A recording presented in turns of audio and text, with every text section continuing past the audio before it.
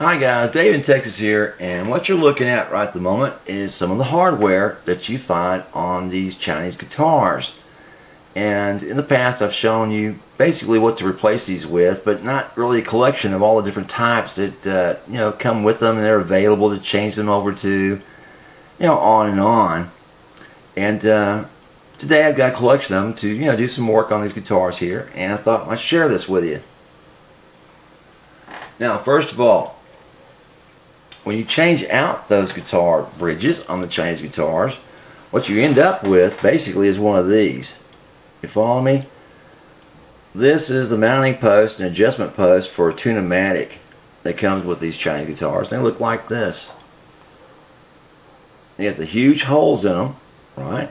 And that's the tell that it's a fake. Gibsons have smaller holes in this. They have a small adjusting screw, right, and thumb wheel. And if you look at this, this fits readily into that. Alright. Now say this is the mounting screw for your Chinese guitar. And there's the part that's been embedded inside your guitar. But you want to go with a different type of mounting screw. One that's small. You have to pull this out and replace it with the one that you buy that comes with a different bridge. Here. No, you don't. You just basically screw in the different size mounting screw, right? Because it fits inside that same mounting hole. See that? Now, the problem with these that I've always had, especially the Chinese ones, is that for some reason the intonation on them goes in and out constantly. And you're always pulling this clip off. If you can see it, it's that metal wire you see kind of punched in there. You pull that off and take it off to adjust the intonation of these saddles, or your guitar, I mean. And then again, you've got these saddles. They have this nice sharp edge to them, right? That's a pain in the butt, and it causes problems with your sustain. They pinch your string, especially a set of 12s. I mean, not good, because they just don't fit right. Follow me? So you can just toss these things. It's like Kiwis after somebody. You toss these things. Now the trick to this is, guys, you've got to measure from hole to hole on these guitars, right? Let me show you something real quick. To make sure you know the distance of the center line before you order these replacements. That way you're not disappointed to find out that you've got the wrong size. See this? So say, for example, this is what you're looking at on a Les Paul from China. This distance, right? Well, the very center of this hole, in the center of this hole, is where you measure. It's what you measure. Get me? So either you can take a scale like this one, and it's very precise, right? Or a micrometer, a digital micrometer like this one, and measure that from hole to hole. You get it? To make sure that you know what you're going to be replacing it with. Because if it's 5 thousandths off, it's not going to fit. Yeah, that small of a distance is not going to fit on your guitar. You're going to be sitting with that bridge in your hand going, oh hell, what do I do now? So for example, the newest one from China is this one. They've gone to a roller and gotten rid of the saddles. But if you look closely, that saddle, I'm sorry, that roller is kind of wobbly. See that? Alright? Kind of wobbles. Got the small mounting holes, but it's 5 thousandths too short to fit on a Gibson. You get it?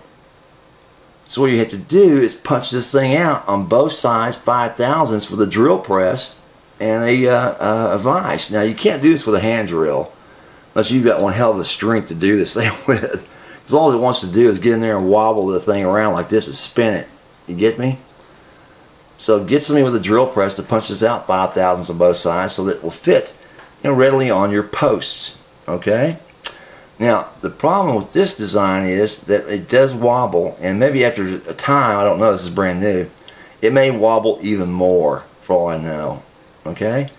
And this one is for, like this. See this? This is one of those floating bridges. I'll get on here in a minute. That go on the Gretsch or the old ESs, the L4s, the L5, that kind of thing. 175s. And it just pops right in there.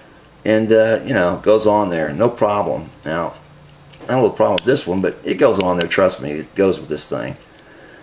Alright? See that?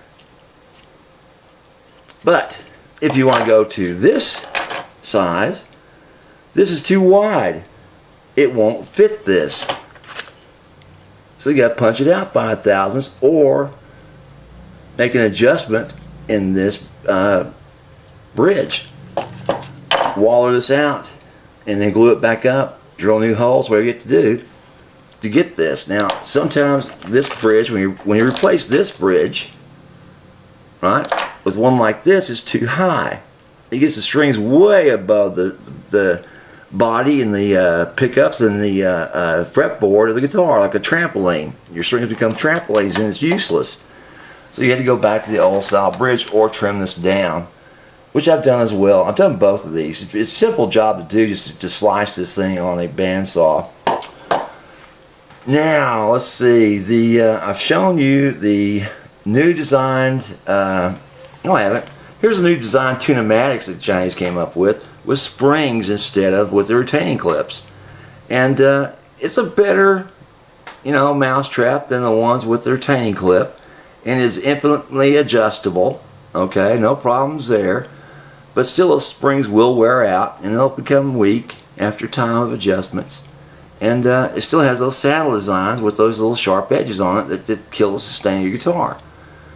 So I replace these things every time with a Wilkerson Roller, and this thing is precise. I mean, that roller is in there between two pieces of metal and it's mounted very well, and you can flip this around, this configuration, or just push it, you know, either direction you want to go, and it just takes a little loosening on this retaining screw and you're there. And it fits readily on a number of different types of bridges with the small mounting shafts on them, right? Like this. See that? Then you adjust it accordingly with these set screws on each side. Got it? Now, if you're changing over from a Wilkerson to the Chinese, you may need to punch this one out 5 thousandths, and you still need to put it in a drill press on a vise to get the job done, to keep from spinning around and slapping your knuckles. And I can say that from experience. I tried that once in a hurry, didn't want to set the drill press up, and what a mistake I made. So that is the Wilkerson Roller, which is a hell of a bridge. I mean, these things are nice, guys, and it's only like 50 bucks. That's not bad. These new ones from China, 50 bucks. That comes with the mahogany type mounting board. These let's see, these new ones from China with the springs, they're like $25. They're not expensive, and this is what comes with your guitar anyway. So these are just toss-aways.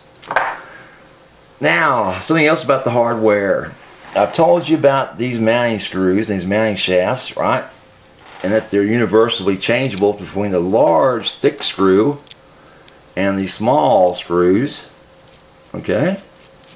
Put that back together so I don't lose it.